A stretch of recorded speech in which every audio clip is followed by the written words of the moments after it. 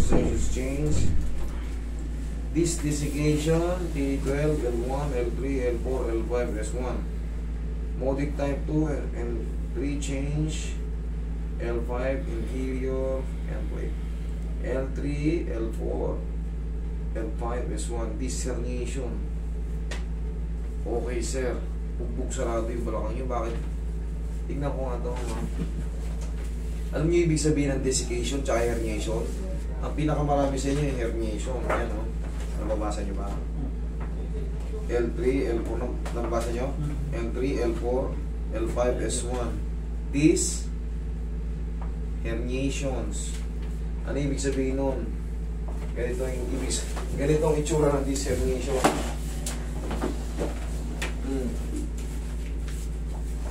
This herniation or herniated, the same word yan. Oh, pumuputok siya ngayon. Tatamaan niya yung yung central canal. Pag nagbuhat ako, sigurado sakit. Huwag na kayo magbuhat ng mabigat. Wala na, bugbog sa itong balakang niyo, sir. Nakagang bumigay. Puro herniation na to. Nakalagay na nga. L3, L4, L5, S1. Oh, meron pa kayong desiccation sa T11, T12, L1, L2. Desiccation yun. Tapos, siyempre, pag nagpatong-patong yun, lahat na makirot. Isa lang ang umipit dyan. Katulad yan, kasi may L5, S1 kayo. Mas ano yan sila dyan sa paanan. Sakit. Kumakan mo lang ng konti, masakit. Kumakan lang ng konti, masakit. Pero mamaya, mamassage ko yan. Mamassage ko yan mamaya. Didilan ko pa yan.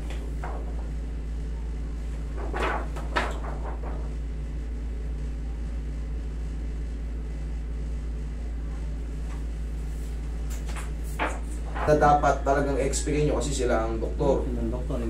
What? Ganun na lang sa Google para yun na lang. What is this herniation? Pinigyan niya lang ako yung herniated o herniation. Kasi herniated kumbaga nakalipas na. Herniation kasi on process pa.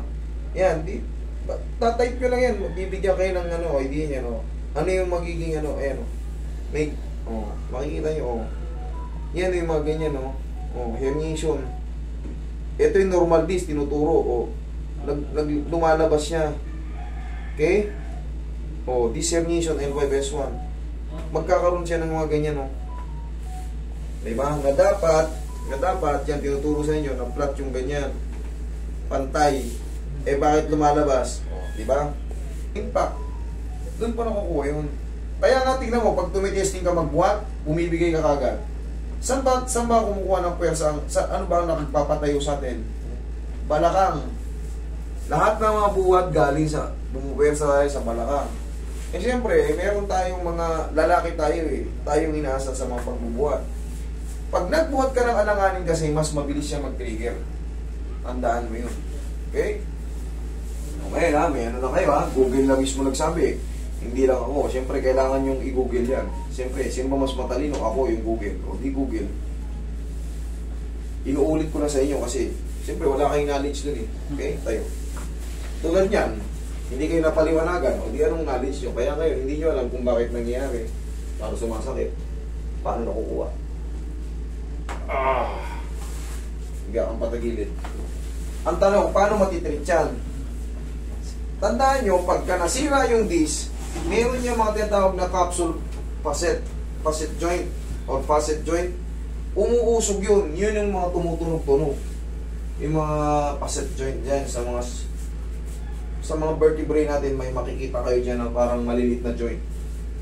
Yun yung mga tinatawag na facet joint or mga capsule.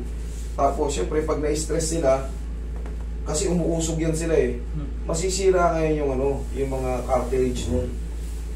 Tapos, siyempre, pag umusog yan sila, may mga ligaments tayo dyan, may mga tayo dyan, spinal nerve na may iipit.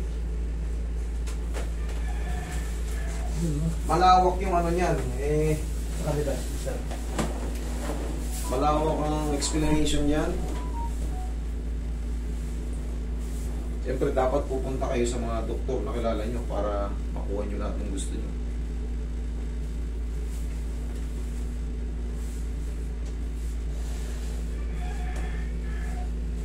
Relax lang. Depende pa yan sa suot mo. Ano, depende pa rin sa social na sir.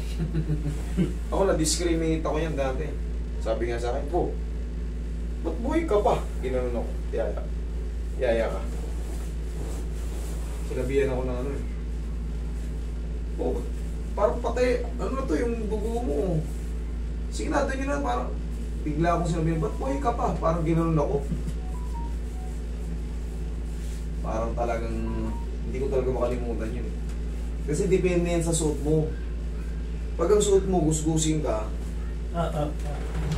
wala kang pera, yung tsura mo, wala kang pera. Hindi, less ang ano, less talaga kasi kaso.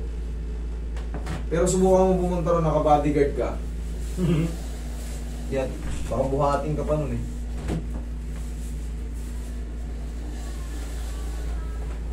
Sa isang ospital dun sa ano, na-discriminate talaga ako. Mali pa yung turok sa akin. Magahin dito ako, lipat, ilang lipat, sabi malikot daw ako.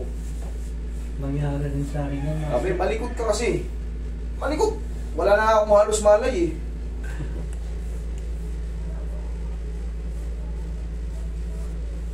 May 70-60 pa, hindi pa nag-0-0 eh. Buhay pa, di ba? Dapat mo ba sabihin sa pasyente, buhay ka pa. Ganito yung presyon mo. Mga ibang doktor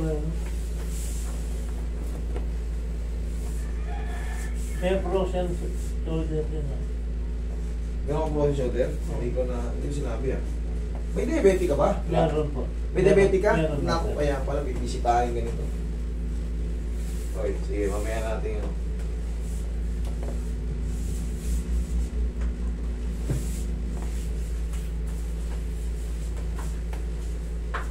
Sir, papawis kayo sir ha. Diabetic natin, kaya yan. Muking-muking lang sa umaga.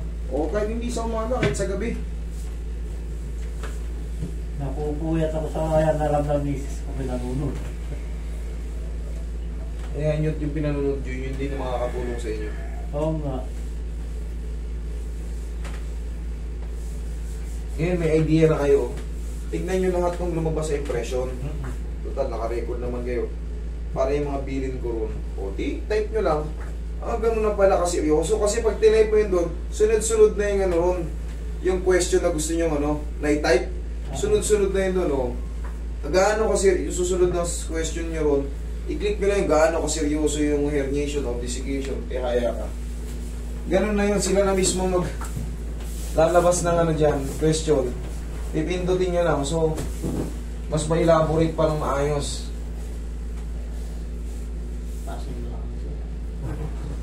Pero ang sikreto talaga dito, iwasan yung magbuhat talaga ng sobrang bigat, ha? Kasi hindi ka makakalaya pag nagbuhat ka, tapos yung mga talon-talon, iwasan nyo muna. Ganyan ka na lang. Pag nagmumotor kayo, pag alam nyo yung lubak-lubak, dahan-dahan lang. O, inhale. Exhale. Isa na kasi yan sa pinakamakirot, yung herniation or herniated. Yan ang pinakamakirot.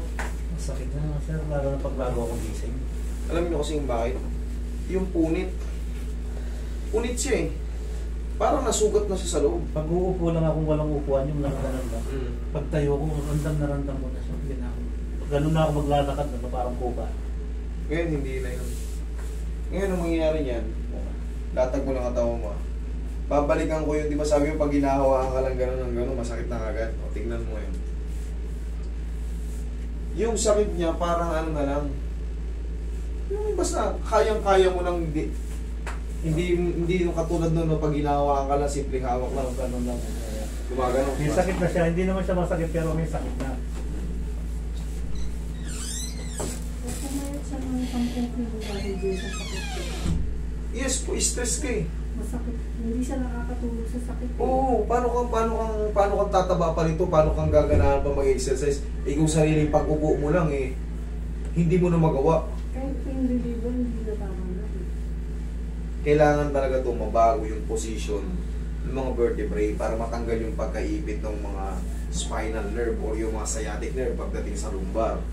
Marami kasi tinatawag na sciatic nerve, ay pa spinal nerve. Hanggang leg yan. Ngayon, sir, kita mo. Ah. Sakit? Hindi. Hindi. Tapos, sir, ganito lang gigitik. Pag tayo nyo, huwag kayong tumayo ng diretso. Pagilid muna kayo. Pagilid. Wait, hindi. Wait, itatanong lang ako. May masakit? Wala. Yung balakang ko, sir. Masakit na masakit siya? Hindi naman, kaya ko naman siyang... Kaya? Oo, sige. Tagilid ka. Yan, o sige. Baba mo yung paa mo, tukod mo yung siko mo. Yan ang tawag pag tayo, tukod mo yung siko mo. Pag itutulong mo na ito, ganito. Pero, kasi minsan, nakakasanayan natin tumayo ng ganyan, eh, oh. Ngayon, hindi ko kaya, sir. Ang hirap ka, ano, pag may... Oo. Magsaside talaga ako, pero... Yan, oh. Okay? Walang kawahirap-hirap. Ito, tsaka to. Huwag yun eh, kasi minsan, ginaganon pa natin, oh. Ayan, ganyan akong tumayo. Ayan, ganyan. Ito, to. Ilak mo yun sa kanto ng siko mo. Okay? Para hindi talaga hirap. Tapos yung balance ng ano, yung weight natin, yung paa magdadala natin. Yung paa naman, okay? Okay? Tayo. Ganito lang yung exercise natin, oh. Pero, o di ba masakit pag gising mo sa umaga? Parang tutuhurin mo yung mukha mo, ganito, oh. Sige nga. Hindi. I-swing mo. 1, kabila. Yan. Yan, kabila. Kabila naman. Yan lang. Yan lang. Pag-gising mo lang sa umaga, uupo ka ulit. Kanina kasi, nakita ko doon sa kainan ko ron. Ganon siya na ganon. Sabi ko, parang sir, masakit kasi balakang ko eh. Gumagano-ganon siya sopa. O ngayon, tayo ka nang mabilis.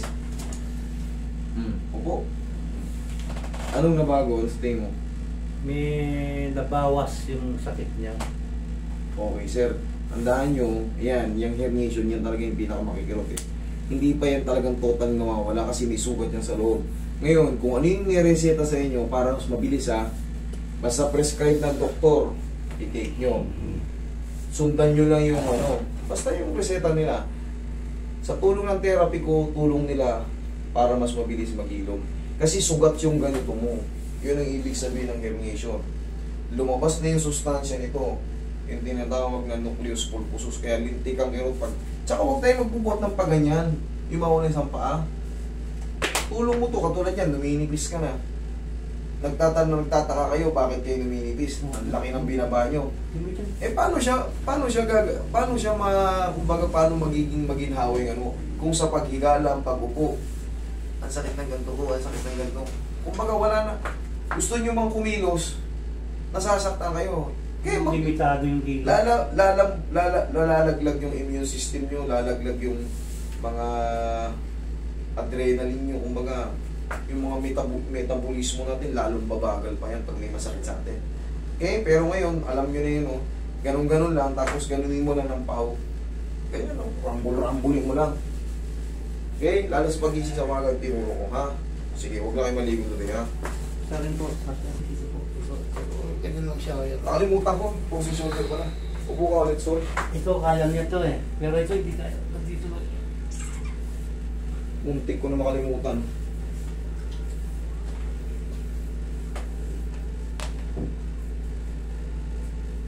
Naglag mo lang.